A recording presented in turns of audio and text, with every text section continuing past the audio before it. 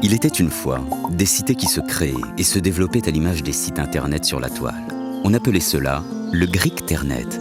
L'entrée des sites, alors prospères, était très peu surveillée. Pourtant, une menace planait et certains signes ne trompaient pas. Des hommes mal intentionnés se présentaient à l'entrée des sites sous de fausses identités. Leurs requêtes confuses détournaient l'attention des gardes. Une fois à l'intérieur, en très peu de temps, ils pouvaient semer la panique, piller et ravager le site. Regagner la confiance des acheteurs passait alors par de longues et coûteuses réparations.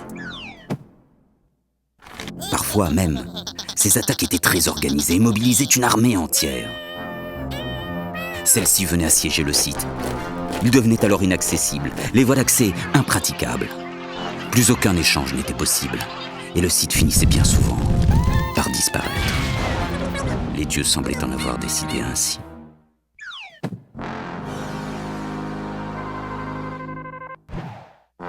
Plus sournois, certains hommes au chapeau noir, les Black Hat, arrivaient à se rendre invisibles aux yeux des gardes. Ils pénétraient à l'intérieur des sites pour piller commerçants et acheteurs. Leur technique était si bien rodée qu'ils pouvaient revenir et revenir encore sans que personne ne les découvre. Les pertes étaient considérables. Le Greekternet était devenu un enfer. Et comme à tout enfer, il lui fallait son garde.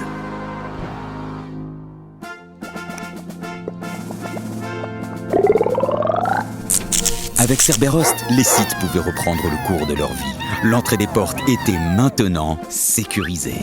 Au moindre individu suspect, le site activait son système de protection.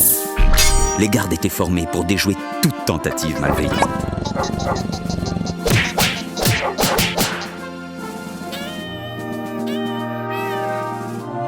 Même les attaques des DOS, pourtant si redoutables, échouaient et finissaient par prendre l'eau.